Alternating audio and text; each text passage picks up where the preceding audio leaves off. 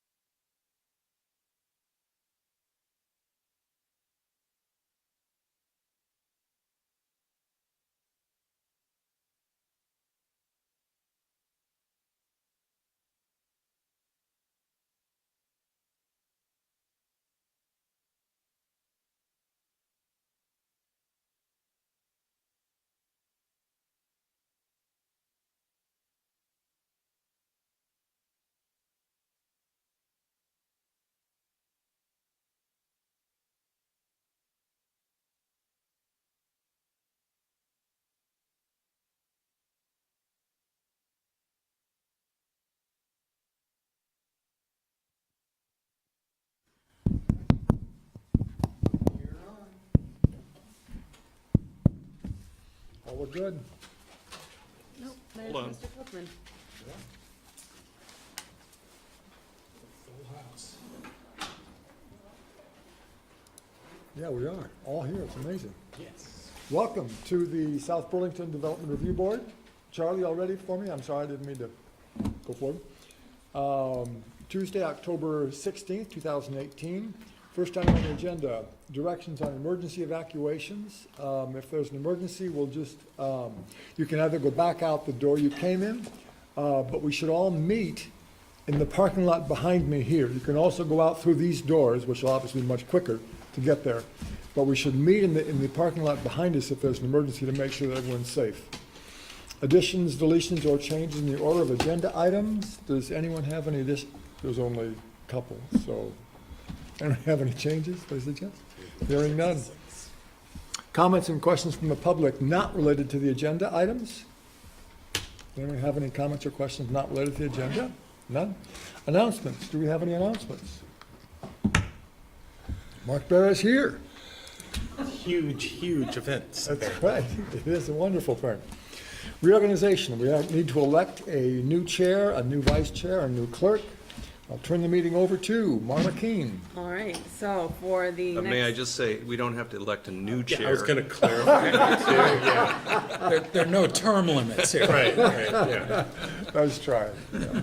so for the next 5 minutes, we do not have a chair, so I will be running the meeting. And so that's to prevent conflicts with the chair presiding over the chair election. So first off, I'm gonna invite nominations. So then we'll hear nominations.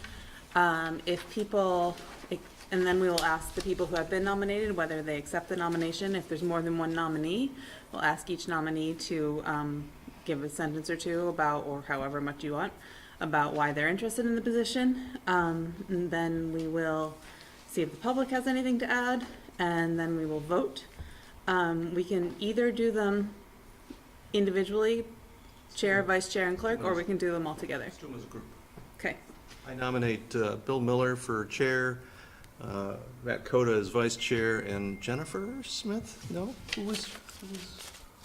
Ah, Well, I'm the newest guy. If that's the Perfect. default for the clerk, that's fine. And But Brian Sullivan is clerk. but I haven't been the clerk up till now, just for the record. I second all those nominations. All right. What does the clerk do? Nothing. Oh, okay. Signs the That minutes sounds good to and me. is third in line if the chair and vice chair are not here. There's an illness. The this succession is FDRB. important. Yes. Any other nominations? Okay, hearing none. Any discussion?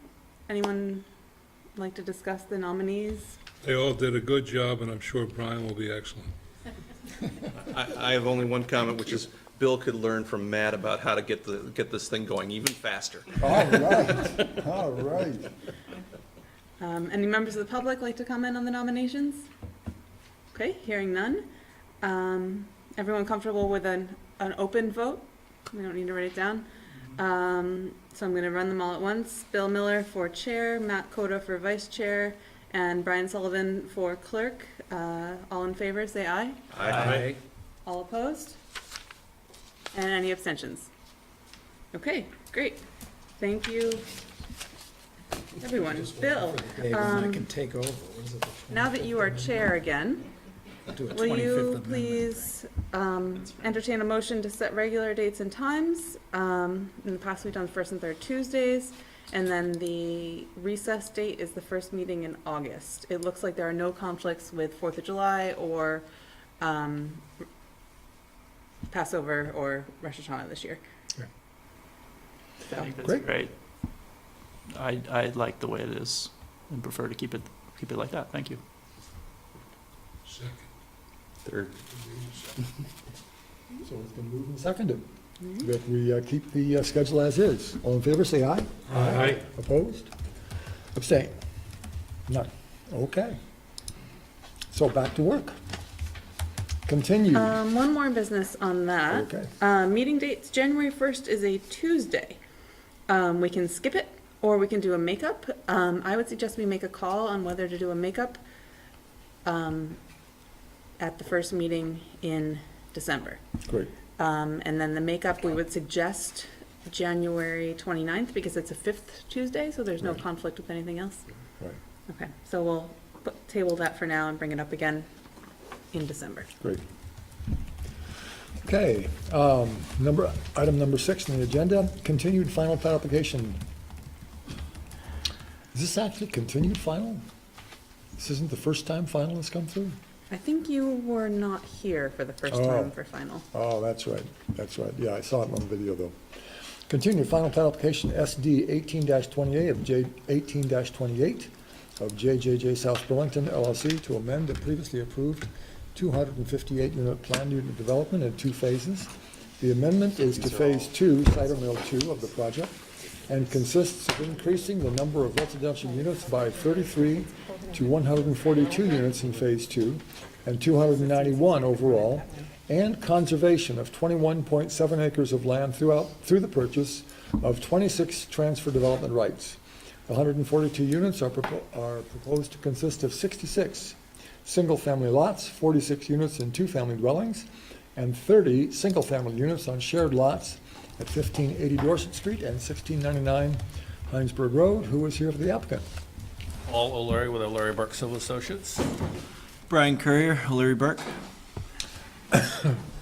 You've already been sworn in, so do you want to talk about anything, or you just want to dive into the staff comments? Dive right in the staff comments. Way to please. go. All right. Bill, we may, Oh, recusal, Brian Sullivan just recused himself. Thank you, Brian. So, staff comments, yes. Okay, so number 1, staff recommends the board confirm that the provided values include all impervious surfaces, including roads. The overall allowable density is based on the total project area, including roads. Therefore, staff considers the road should be included for impervious coverage calculations as well. So this is a result of a misunderstanding on our part. The original comment was that staff requested coverage calculations for the shared lots in each of the village residential and neighborhood residential zoning districts in the project.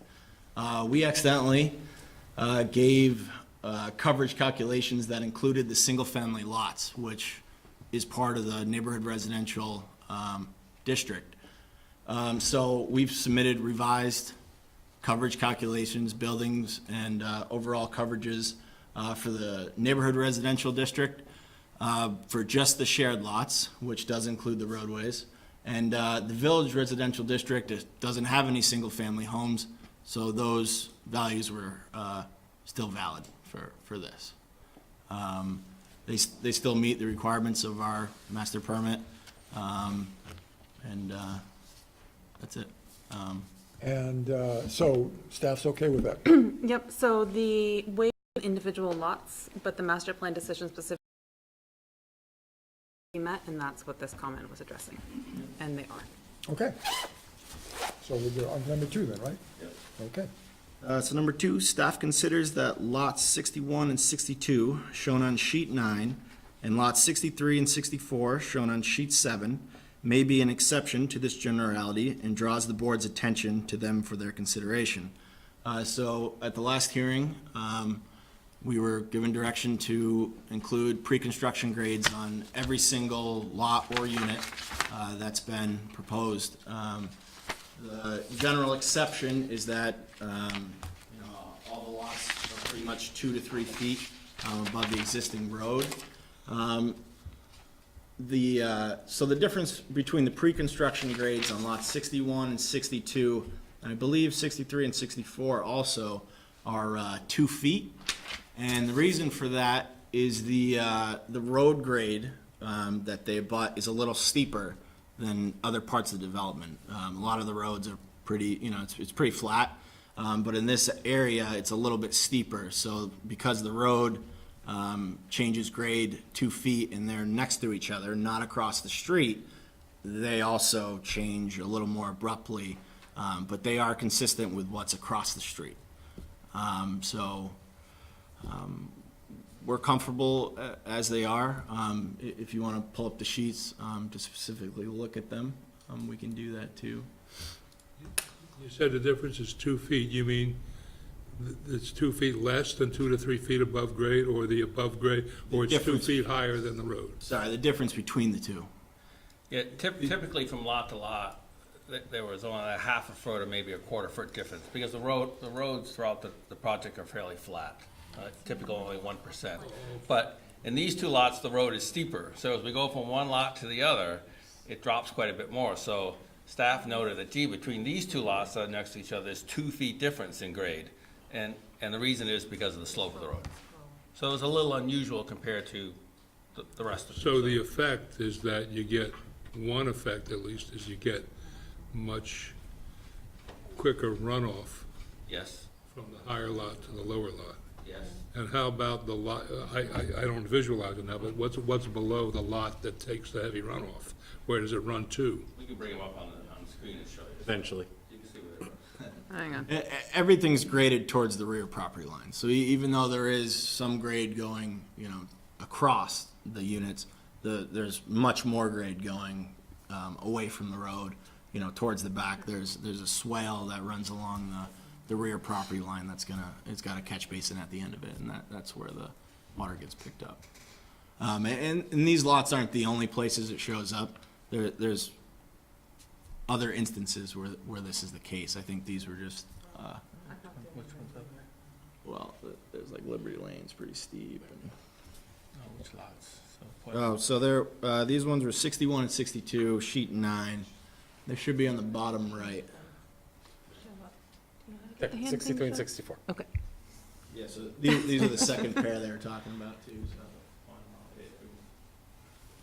So this is 63 and 64 right here. I can't read exactly.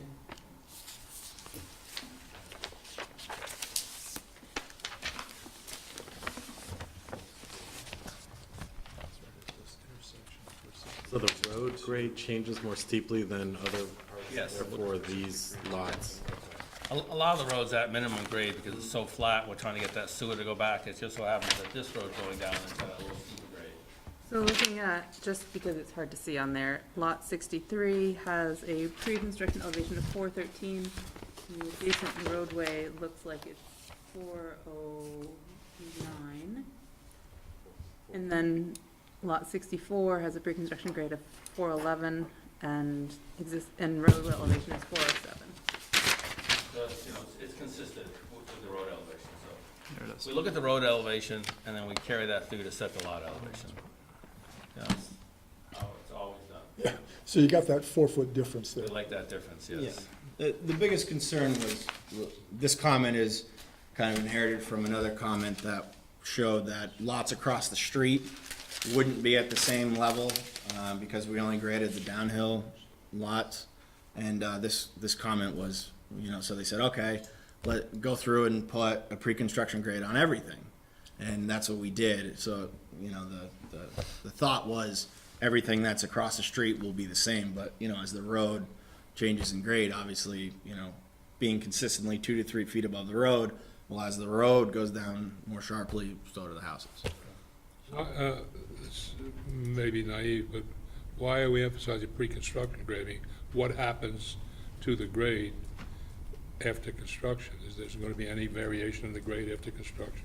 Well, we're asking for a waiver of the pre-construction grade, so we're actually listing what the pre-construction grade is on the plan, because most of the roads are being filled. So, the board will consider what we label as the pre-construction grade, which is what it's gonna look like after we build the road and we fill everything.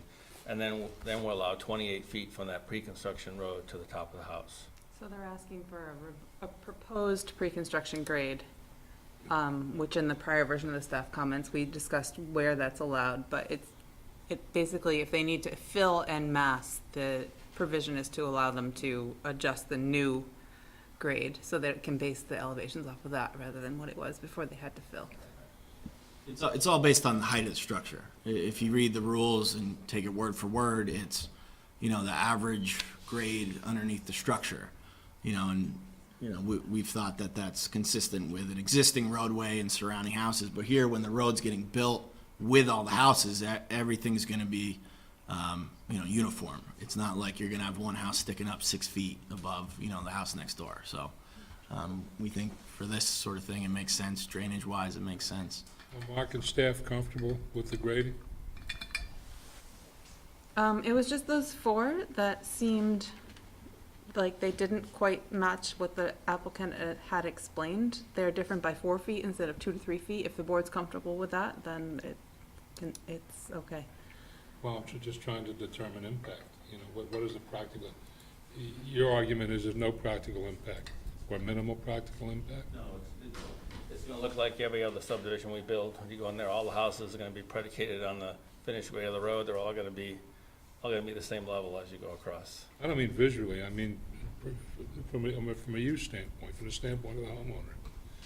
Standpoint of the homeowner, the house needs to be somewhere between 3 and 4 feet above the center line of the grade to make sure that they have adequate drainage, the water doesn't run towards the garage. So at a minimum, that's what the homeowner is gonna expect. And the downhill guy is not going to suffer unduly from the uphill guy's runoff. No, most of the runoff will be directed towards the back of the lot, away from the neighboring house. Everybody accept that? Yeah. Comment number 3.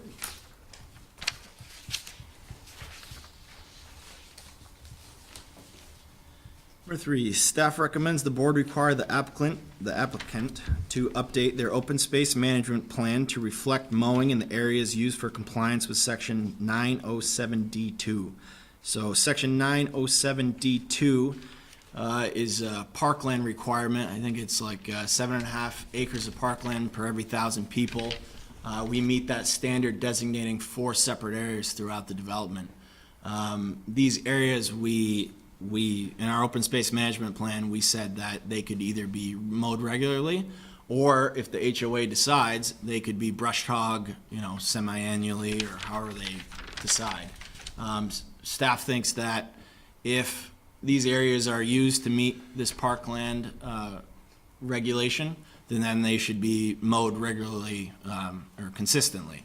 So we've made, and these are the 4 areas here, they're all in blue. 1, 2, 3, and 4.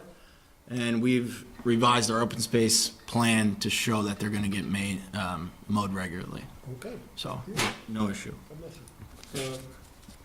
We kind of skipped over A3. Is that because we don't want any further comment from the applicant? The question of the extension of Cider Mill Drive?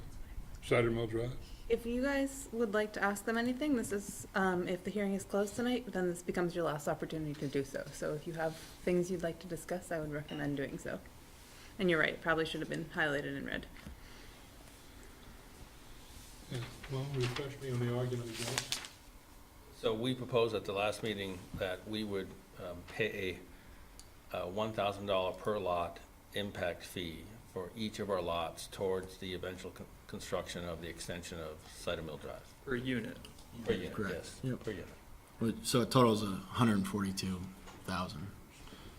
Eventual construction by presumably the city? Yes, the money will be paid to the city.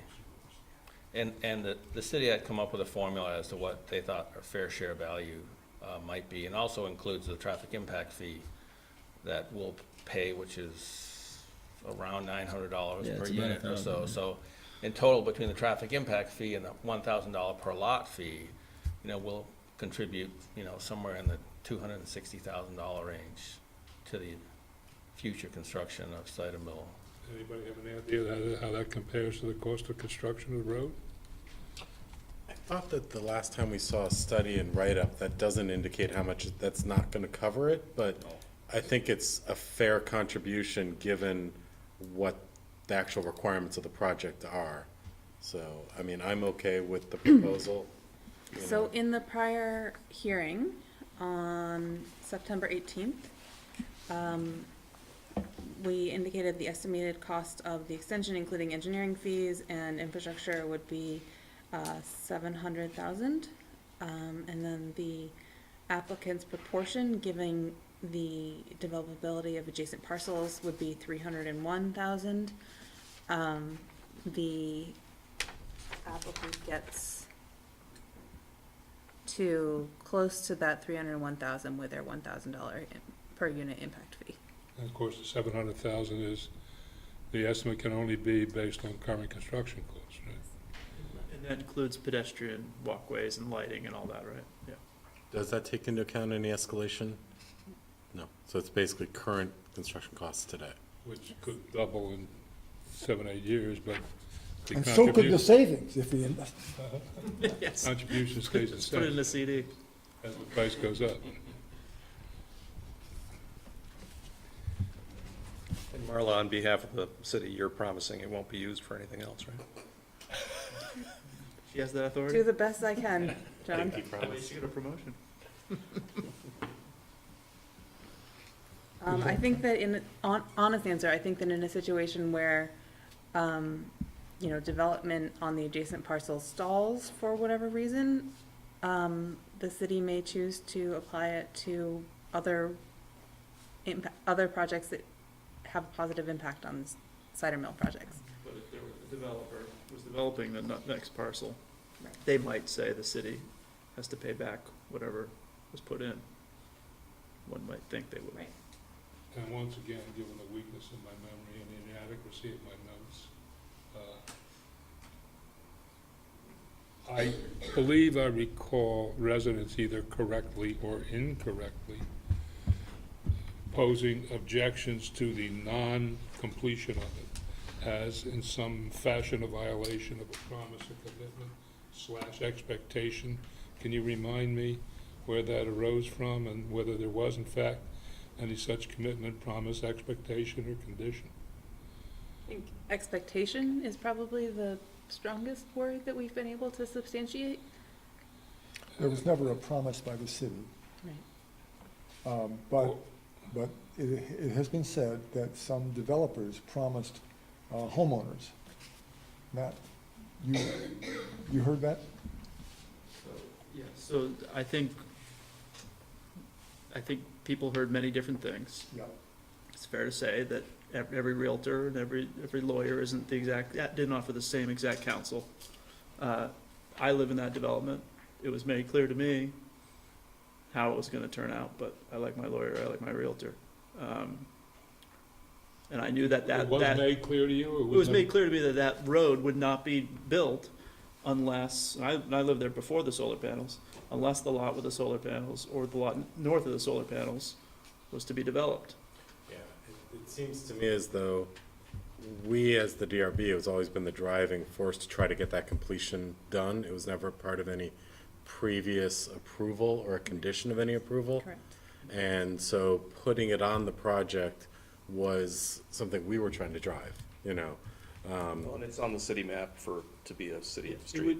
would be Right. necessary if that lot north of the panels Correct, or where it'd the be panels are required for that. developed, it'd be So- a necessity. But Right, so that's why I see any contribution that they put towards the future construction as being a fair compromise, you know, towards that in the future. I won't belabor my questions answered. And we did hear from several residents who want it completed. We also heard from several residents who don't want it completed. that's exactly So right. there's no unanimity among residents as to wanting it completed. Pros and cons of building that road, and if that lot is developed, if the land is developed north of there, then It's all the the requirements. pros and cons will still be there Right, for various right, but they'll homeowners. need that extension to get the development in to that lot. So at that point, it becomes a moot discussion. Okay. Thank you, Frank. Good point. Appreciate it. On to staff comment number 3. Oh, we did that. I do want to point out that I do like at least the proposal that you have to delineate between the private lots and the open space, the boulders on the private lot space, because, you know, anyone that lives in a subdivision knows that property creep occurs into the common city land. So I like that it's actually delineated so that it wouldn't suddenly become, you know, that one lot between two houses suddenly becomes two big side yards, you know, so I just wanted to say that I did like seeing that incorporated into your open space plan. Thanks. Thanks, Mark. So number 4, staff recommends the board require the applicant to amend sheet PL3 to accurately reflect the proposed easements on the remaining land outside the 50-foot right-of-way to be offered to the city, but within the existing 75-foot right-of-way. Staff notes that proposed easements are a required element of final plat submissions. You want to pull up sheet PL3? I think we have labeled everything. We put a hatch on the 75-foot. There was just some question what was the 75-foot right-of-way owned by the applicant, what was the 50-foot right-of-way to be offered to the city. It was pretty much a labeling issue, and we think we've, this is the latest and greatest. I think we've solved that here. So the 75-foot right-of-way is this line up here, and it's all hatched within gray. The 50-foot right-of-way to be offered by the city is this line here, but they're both dimensioned 75 feet and 50 feet. So Staff, you okay with that? Looks okay? Okay. Thank you. So wait, I actually do have a question, sorry. This is the plat that you're hoping to record, yeah? Yep. So this would be that the surveyor is going to stamp this plan? Correct. Totally settled. The reason I ask is because you can't make any changes to the plat after the board has issued their decision. Yep. So if there's small errors, that we have to reopen the hearing. Yep. Okay. So how was the right-of-way indicated, other than on the plat? I mean, did we put in you're gonna execute a deed? yeah, it will be irrevocable offer of dedication that will be filed with the final documents. Yeah. The confusion came because there's a 75-foot right-of-way that exists. The offer to the city is only for a 50-foot right-of-way. And on original plans, we showed grading outside of the 50 feet. So the comment was, well, you're grading outside of the right-of-way. It's like, well, yes, we are, but it's land that we control anyway. So it was confusing, and I think we've settled it with staff now, So all the grading is occurring on property that we own or we control.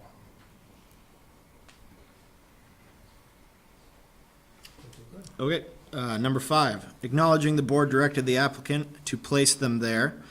The stormwater section commented the boulders between units 83 through 86 and the storm pond, and the boulders between lot 34 and the storm pond will interfere with maintenance of the storm pond and recommends their approval.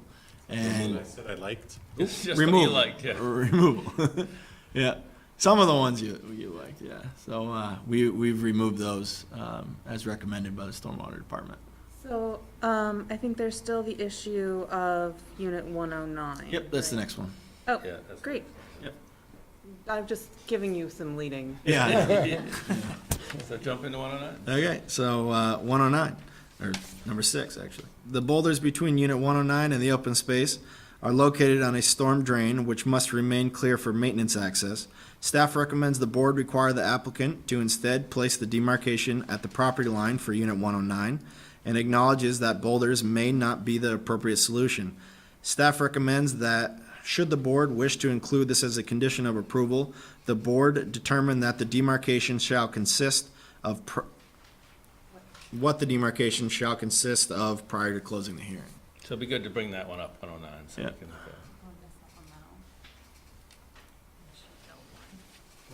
Got it.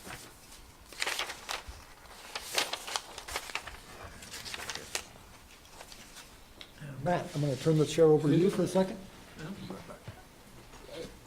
I'd like to back up just for a moment, Marla, and understand the stormwater comment on the boulders between 83 to 86 and the storm pond.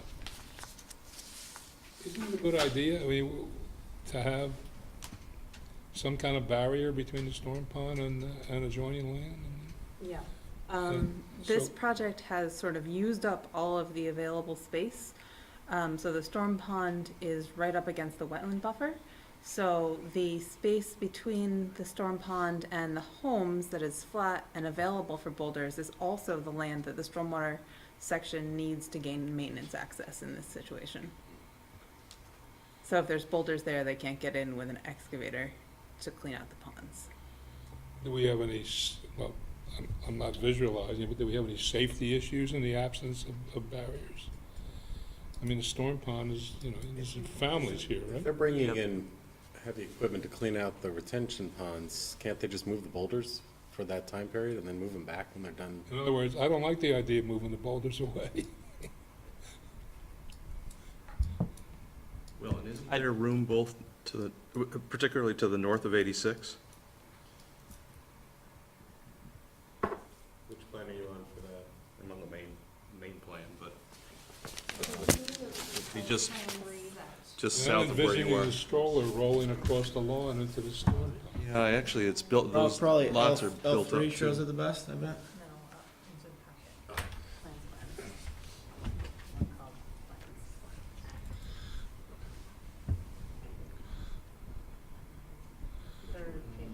No, that's not it.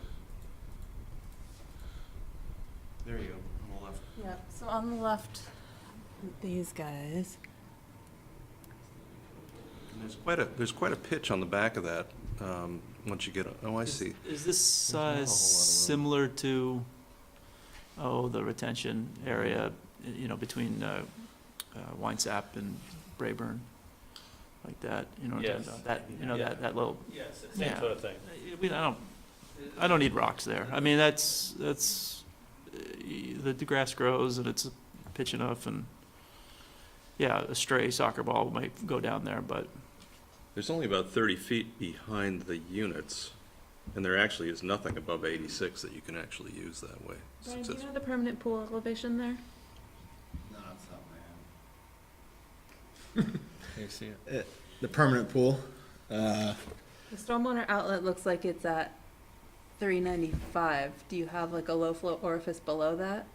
Or would that be the permanent pool? whatever the lowest one is. The lowest orifice would be the permanent pool elevation. Yes, I'm asking if the stormwater outlet structure is at the elevation of the lowest orifice, or if there's something that extends out into the pond. You see how that orifice there is that I'm zooming in and it says 395. Stormwater outlet detail, does anyone have a laser pointer? Where are you pointing? right, so that's The outlet. 395. Is there an orifice that's below that elevation? Okay. Because if the permanent pool is 3 feet deep, that's a different safety consideration than if the permanent pool is 6 inches deep. And the orifice to the north is 2 feet higher, I think. And it's not even the same pool, so it doesn't matter. Whatever the elevation of the lowest orifice is on the structure detail is what it is. I think they're all somewhere, what do you think it was, 2 to 3 feet? Yeah, if the looks like- structure elevation is the orifice elevation, then it's 3 feet. Whatever the lowest orifice is on that detail is what the permanent pool is. And the access, the access is intended to go between 84 and 85? Is that what the city is expecting? No, between 83 and the wetland, and then behind 83 through 86. Oh, So come in from the south and then run up along the side of it.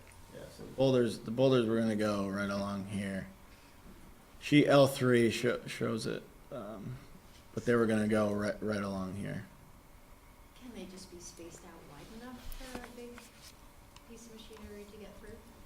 the problem is the width between the drop-off on your left and the boulders themselves is only, 10 feet or something? Well, and are the boulders adequately protective of someone falling into the pond? I mean, No. a boulder is not really gonna stop them from Just a falling into line the of- pond. It's the just to say, delineation. It's stop. the delineation, that's right. Yeah. Put up signs that say Right. wetland area. On the next numbered item with 109, one thing we were gonna suggest if they didn't want the boulders in the easement, and that could apply here too, is that we could use signage. We could use some small signs, similar like you might see at Vermont National, all their wetland areas, they have a small sign that says natural area, do not enter. And then you see all the footpaths where everybody walks in to get their golf ball. But besides that, we could sign, for instance, the back of this pond on the next item by 109, we could sign it so that, the fear with 109 is that they'll expand their lawn into the natural area, but we could sign it, and at least, so at least there's something there, there's not gonna be a boulder, so that they know that, hey, that's a natural area, we can't go That into between Summerfield and Brayburn, that's signed. Yes. It says, Yep. wetland area, keep out. Yep. And, Well, we can do and the same and for the most thing. part, people respect that. Yeah, we could do the same thing on these two numbered items, if the stormwater folks don't want the boulders. I mean, I'll agree, they're showing up with some pretty big equipment, and, take them all about 15 minutes to move the boulders, but that's them and not me, so. Well, I mean, it's the board's decision, if you want to make the decision that maintenance is going to be part of their maintenance program, then How that's okay. often do these ponds get cleaned out? Once once the city takes them over, they're all established and they're all stabilized, and you probably only clean out the pond, somewhere between once every 5 to 8 years. And for that, I would put the boulders back I would too. and deal with the politics of the stormwater. During construction, while we're building the units, it's probably every other year. And we'll have to clean them before the city will take it over, once everything is established, so. And for the most part, what gets cleaned out's the forebay over here. Right. It's not the main part, it's over here where, the boulders, the access point for this is pretty much on the road. So why don't you just get rid of the first two boulders? We could do that. Yeah, we could And give them good access to the maybe forebay. leave like this corner and go. Yeah. Meet them halfway, take away two Leave boulders. access to the forebay, is how you could phrase it, I guess. The other one with Unit 109, there's a stormwater and a sewer easement, so you have a buried underground pipe. So the only time they'd have to move those boulders would be is if they had to get at the pipe for some reason. Now, that's probably, I don't know, once every 30 to 50 years, something like that. I mean, you just don't see them digging up, a pipe like that very often, so. Particularly one that's not in a city street. Cross-country pipes usually, there's not much issue with them, but I'm not the maintenance guy, so. Yeah, so this is the 109, unit 109 that we've been talking about. There, we show boulders around here to demarcate this area, which is not designated parkland. It's designated wildlife area, Natural basically. area, yeah. Natural area that's not getting mowed or brush hogged or anything. It's just to vegetate naturally. So to separate the lawn area from unit 109, the common land, from the natural area would be. We showed them pretty much right in the middle of the easement. So the stormwater section just had a problem with this on another development in the city, so it's very controversial and hot right now, where they had set water and they had to, which is probably where the comment came from. I think that the board's thought about excavating equipment can handle moving a boulder, as long as it's tight and doesn't result in the homeowner being like, that's my beautiful willow tree that's been there for 8 years and how come you have to take it out now? I'm just speaking of what I hear them saying in my head. This is more about the association documentation than anything else. Yeah. Right. This is not, boulder or not, they can move boulders. If the association documentation says in this easement, nobody will plant or build, then it's the association's problem when it comes up. This also might be slightly different where unit 109 and 83 through 86 are all condos. So, it's common land. No one should be planting their own trees, their own, it's more controlled than if it was, in this case, a swimming pool would be on a single family home, so. Hopefully, yeah. And the boulder placement would be on the lot line, not right over to the easement area, right? Actually, you probably want to put it right over the easement area.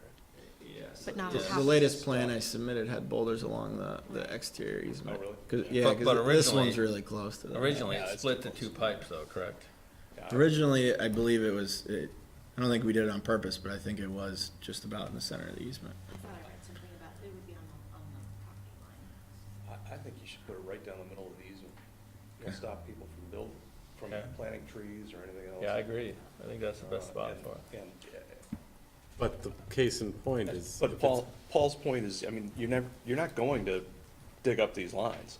No, but the other point is if it's a condominium, people you say shouldn't, but, you know, it goes to homeowner documentation. Condominium, people shouldn't be planting and landscaping their own yards. Typically, you have like a bed in the front of your condo that's labeled yours to do what you want with or stuff like that, but, you know, the majority, 99% of the land is common land that is maintained by the homeowners association. So, It's understood, yeah. Yeah, and all associations always act in the best interest. Absolutely.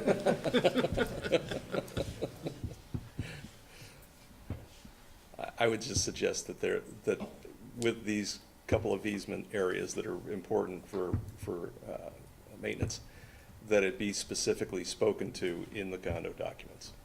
And if we could get that in, so if somebody actually reads the master deed or the bylaws or whatever, Their attorney does. pick it up and understand that there's, Where would you put the boulders then? No boulders on 109? oh, I think I'd put boulders in both cases. Yeah. Same place or at the property line? I don't really care. I would put them down the middle of the pipe chase there, just to sort of stop people from planting trees, including the association, on top of the, How's that sound? Developer have a preference? No, we had them down the middle of the easement, because we wanted to give 109 at least some side yard, but we wanted to maximize the, you know, the natural area that was gonna remain, that we talked about previously with the wildlife corridor and those kind of things. How's that sound? Okay. How about giving them, there was, in the other location, there was a suggestion that there was one access area where we could remove, say, 2 boulders? Yeah, that's a good suggestion. Could we adopt that suggestion? 2 more, you know what he's talking about? We'll make sure they have access to the Take to the away sediment 2 portion at or the the- forebay of the detention pond where they need to clean it out regularly. yeah, that And makes it- sense. and it's something you can tell the maintenance people if you. Fighting for them. We'll tell them I fought the good fight. And you actually won. 2 boulders are gone. Okay. E911 addressing. Yes, so E911 addressing, what comment is that, 7? Yep. So I got comments from the state coordinator. There were some addresses duplicated on Nato Crest Drive. The applicant has sorted them out. There were some odds and evens switched. Applicant has also sorted those out. I think the only outstanding issue on this one is the naming of Nato Crest Drive. So big picture, planning commission decides names. It's not the purview of the board, it's not the purview of the applicant. It's typical for the applicant to suggest names to the planning commission. The board doesn't have to get involved in this, it's only coming up because the state coordinator said it. The state coordinator notes that there are 2 other something crest drives in the city of South Burlington, and had a concern that there would be emergency response confusion if somebody has a bad connection and you say, I'm on Nato Crest Drive, and they say, you're on what drive? Other than that, didn't have a problem. I know we do want to honor Mr. Nato for his long service in his community, and then his long staying in South Burlington despite all our shenanigans. So I did check with the state coordinator to see if there were any conflicts or potential issues that he saw with Nato Drive. He thought that sounded good. Again, not the purview of the board, not even really the purview of the applicant, but, you know, if the applicant wanted to suggest Nato Crest Drive and defer that decision to the planning commission, we'll provide all the information to the planning commission, or they can suggest Nato Drive to the planning commission, and we can work it through the system either way. So we're good with NATO Drive. NATO Drive is fine by us, so. So I can have that run by the planning commission before the board deliberates on this. Great. And then the board can put that as a condition of approval if the planning commission agrees. Yep. Sounds good. Okay. So that would still allow us to close or continue? Yeah, nope, we can, Close. because that's a planning commission decision, it would just Yep. have to be a condition that says the applicant shall update all the plans to say Nato Drive instead of Nato Crest Drive. Okay. Great. Other questions, comments from the board? Was there anything we needed to go over in the supplemental packet, the memo that you wrote up? Or did we sort think we of back did. and bang back and forth Yeah, while? which okay. is why we were jumping Yeah, around so okay. much, All sorry. right. Then no, I don't have any other questions at this point. Comments, questions from the public? We'll need a microphone. And if you can please keep your comments to around, I'm going to say 3 minutes.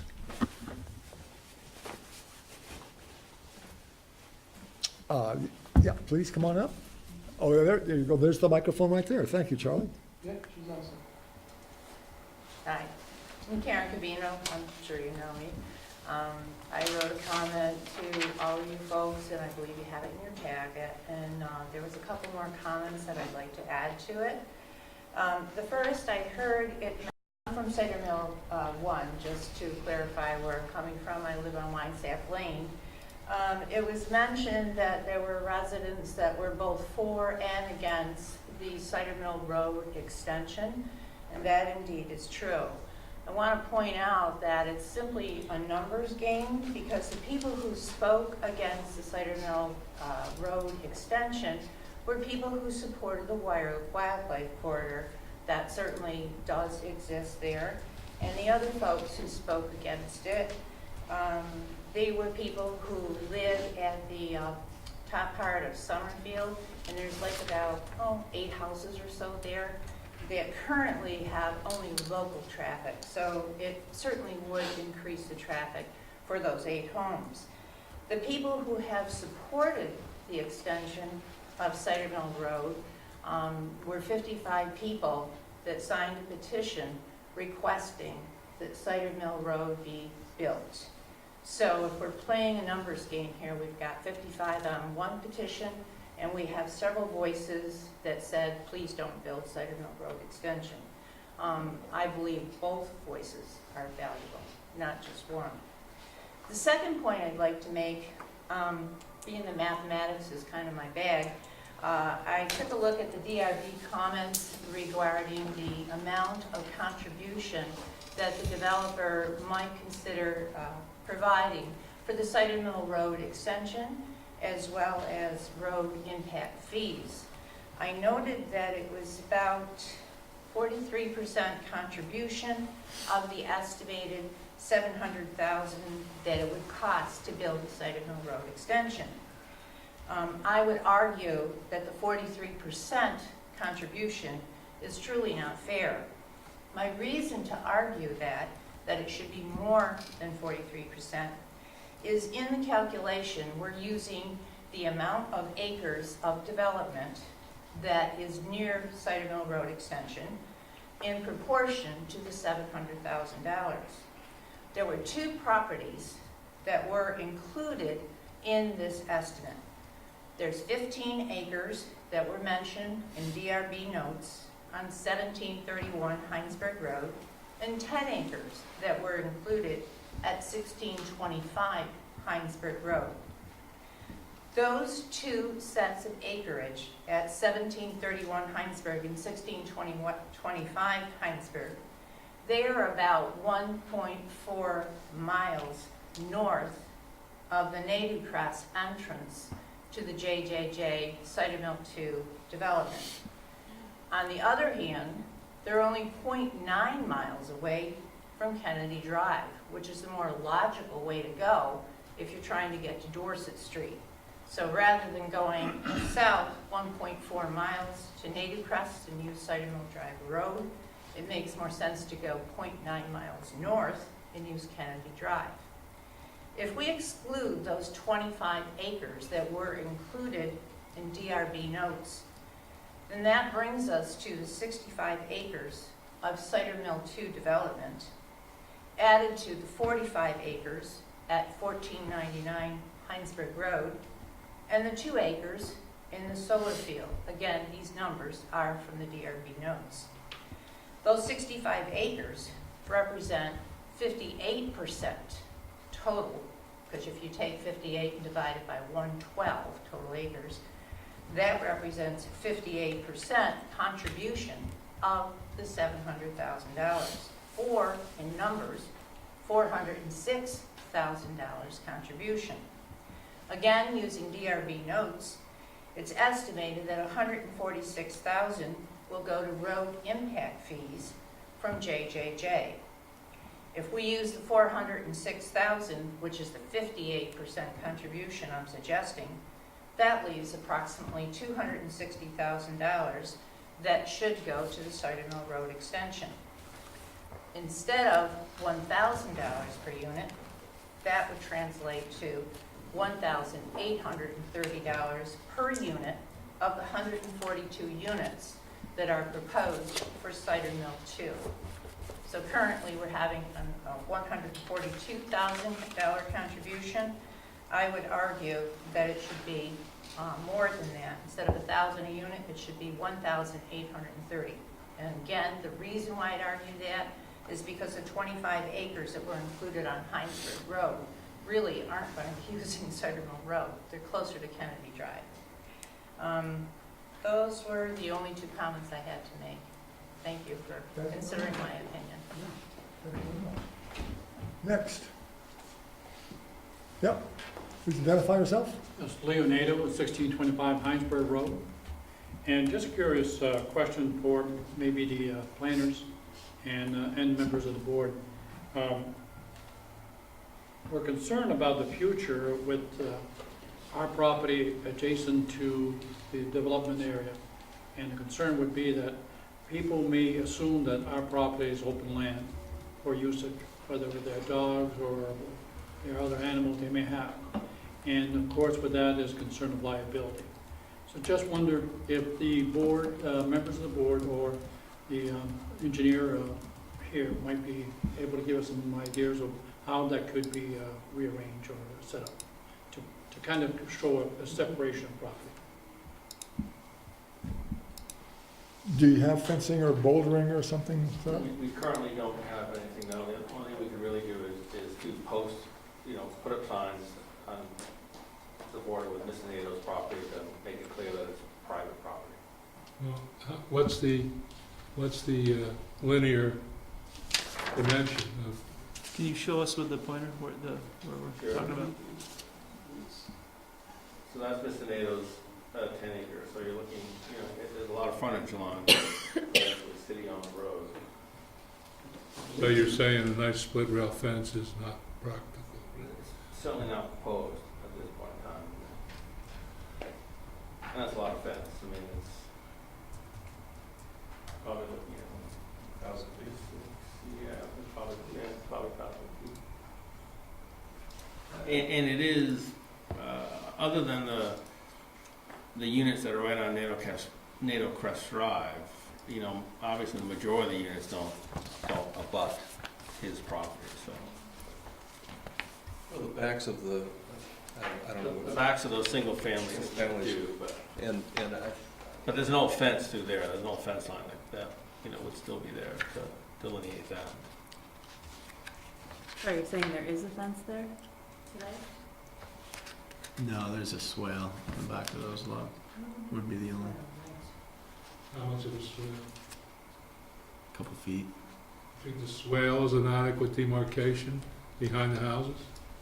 Well, I noticed in number 2 that the elevation of the road is going to be 3 to 4 feet, if I'm correct, Brian and Paul. Correct.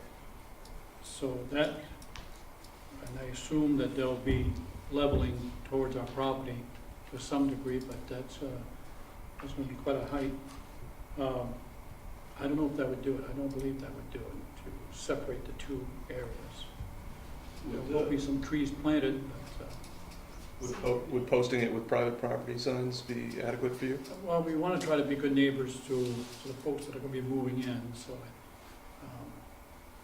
I don't know, but I suspect fencing would probably be something that might be in order to kind of show that there is a separate land. Well, you got a lot of, I mean, if you were talking 50 feet, I'd lean on these guys pretty hard to put in a fence, but 1,000 feet is a lot of fence. Well, you could see a fence line along the single families, but Yeah. you could easily do boulders, and you guys will end up with a lot of boulders, right? We will. Yeah. So you could easily do boulders along the road line and along and a couple of signs along the Nato Crest Drive. And We'd be fine to fence it where it's adjacent to a unit or a lot, and then provide boulders where it's not. 250 feet along the units. How much? 250? The units on the top. Those ones, yeah, just Because those. that would be my concern, where you'd get single-family, Yeah, yard creep. right, yeah. And then each of the other segments, one's 300 and one's 260. So- 700 Plus plus. boulders makes sense. This road section here does have street trees planted every 30 feet. Yeah, just, it's another. So, if I'm following you, it's the, on the south side, where the single-family houses are, you would put in, you tell them, Mr. Mayor, you would put in a We fence? put a split rail fence in And could we, any objection having that be a condition of the permit? there. No objection. And then along the north, you're relying on existing trees? No, there's street trees, so Street they trees, planted. street trees and boulders. I would suggest some signs, because I could see people walking their dog and seeing a big open field, some signs with the boulders. And how about that along westerly boundary, Boulders. boulders? And signs again. We can do signs, yeah. How's that, Mr. Mayor? That, I'm sure we can work it out with the engineers and the developer. But I just wanted to make sure to cover that particular issue with you here at the board, so Well, we're in final plat, so we Yeah, need we're looking to we need put make something a into decision the right now. how about low brush or trees that could So define we've it got- probably a little bit better? Go ahead, Get street trees every, 30 feet? Every 30 feet, Along the road. street trees. Along the roads. Along the northernmost road, there'll be street trees. And the western. And the western Along too? both, yeah. Yeah, Oh, they okay, have both to, of them. they're city Yes, streets. both have street trees. Okay, I'm Great. more to consider edges myself. And Senator Drive, Paul, am I correct, that would be fencing in that area? That's correct. Behind the lots. Yeah. Right where Brian is showing the pointer, we'd fence that portion for you. Okay. I think I can work. okay, Thank you. great, thanks very much. Next. Yes, please. Oh, go ahead, sorry. Dorothea Pinar, I live on Summerfield Ave, and I just wanted to clarify what Karen was saying. We also did a petition against the extension at this time, again, about 50 or so people too, so it wasn't just the houses on that one end of Summerfield. Concerned, as I said last meeting and the meeting before, concerned about making it easy cross-through kind of situation. We all are aware that when the development happens north of the solar fields, that will be connected, and you connect and shunt the traffic up to 116. That's fine. It's what we all knew, but we never thought Cider Mill 2 would be mitigated by that little bit of extension that actually makes it easier for people to use us as a cross-through neighborhood. And I think that would be detrimental to the whole development. Thank you very much. Next. Yes, please, again. Thank you for clarifying that, I didn't know that. I'd also like to add that, as Dorothy has mentioned, that the comprehensive plan, which was not written by any of us, definitely supports the extension of that road, even though it's not, the development is not north of the solar panels. It's still going to impact my street, Winesap and Brayburn regardless, because of all the traffic coming through it. So I think that's important to note, that there will be approximately an 80% increase in traffic on our street. The other point I'd like to make is that the technical review, which thank you folks for going ahead and agreeing to a technical review to get an independent third-party opinion, that they very much supported the development and build of the road. I understand it may be considered in the future, but right now is when we're being impacted. And who knows if the money will even be there when the time gets there. In the meantime, we're currently having dump trucks almost every day and heavy traffic up and down Winesap for the Cider Mill 1 development, which is still being completed. And that, of course, is not related to the JJJ development. It's kind of hard to get my head around the idea of what it's going to be like once the 142 units goes forth. So I am very, very much asking you to please consider relief for Winesap Road and build the road now as opposed to in the future. I know you don't have complete and total say over everything. I understand that. I feel you've been very fair in trying to listen to all parties and come to the best possible conclusion. I know it's not an easy job. But again, hopefully you'll consider my voices along with others too, because I'm certainly not the only one in the room. Thank you. Thanks very much.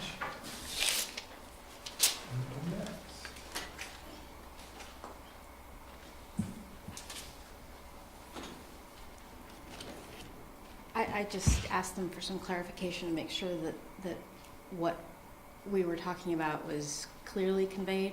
Oh, And correct me if I'm wrong, but I think we discussed that you expressed that you were more interested in having fencing along the westerly edge. That's correct. And because there's shrubbery along the southern edge, you're okay with leaving it as is. That is correct. yeah, I didn't understand that, so that's helpful. Thank you. 'Cause there was a lot of discussion all going on at the same time, and Yeah. I wasn't clear that everybody was picking that up. So is that, So we're talking about going from 250 to 350 feet of split rail. Ish. It's acceptable, yes. And Mr. Nato's been a good neighbor, too, as he wishes. so you don't need to do anything along the southerly boundary? That's correct. Okay. So Senator- But along Senator- boulders along the northerly boundary of the natives, along with the street trees? Yes. Okay. That's, Fencing along the west side, along the street. that works for you, Mr. Nato? Yes, yeah. And that would be the westerly side of the property along Senator Drive. Yes. Very good. Great. Thanks for that. Thanks, Jim. Thanks, Jen. So, yeah, sheet 24. Okay, so we got shrubbery along the southern, flat area right there. Thank you for pointing that out. Well, go back to, oh, well, I should have come by that. And I'm then the just split trying to rails on the north, go I to thought the- it was just Split rails on the west side. What rail's on the West west? side. On the left. Left side. the whole west side? Right. What about the northern? Northern is street trees? Northern end, street trees and boulders. Street trees and boulders. So the we'll west call those side out to also remain. has street trees. The west side will have street trees And and a fence. fence. Split rail. Yep, This side will be, North side has street trees and boulders. great. And south South side, side, the existing hedgerow remains. great. maybe I would call out to that hedgerow to remain. Yes, you should. Okay, all right. We'll get this all down. Well, Super. you got a note, oh, yeah, Jennifer's note. Great. Others with comments? Hearing none, entertain a motion to close. I move that we close continued final plat application SD 1828 of JJJ South Burlington LLC. Second. Been moved and seconded, we close this application. All in favor, say aye. Aye. Opposed? Abstentions? Thank you very much. Thank you. Hope it goes well. We should get Brian back in before. Yeah. Right. He stayed for Came for the minutes. Stay for a minute. Came for the election and the minutes. The new Gotta clerk sign is the minutes. dedicated clerk. Oh, yes, The clerk, His gotta jacket's sign still those there. minutes. New clerk's watching the baseball game, you know. Who won the Dodgers? Don moved, Matt seconded, or the other way around? Brewers won Monday night. yeah. Brewers won? Pretty big. Don moved, Matt seconded. I think Matt moved to close, and John seconded, right? That's right. Matt moved to close, John seconded. Yes, great. Well, because I got elected clerk, I gotta be doing something. No, I realized that. I was That's like, a trap. Right, right. All right, everyone had a chance to read the minutes, and I checked through, I didn't see anything. Very nicely done, Susan.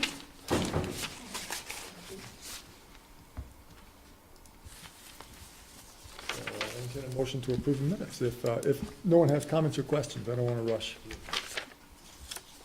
I move that we approve the minutes from, what's the right date here? 2 October 18. 2 October 18, yeah. Second. Moved and seconded, we approve the minutes from October 2nd. All in favor, say aye. Aye. Opposed? Abstentions?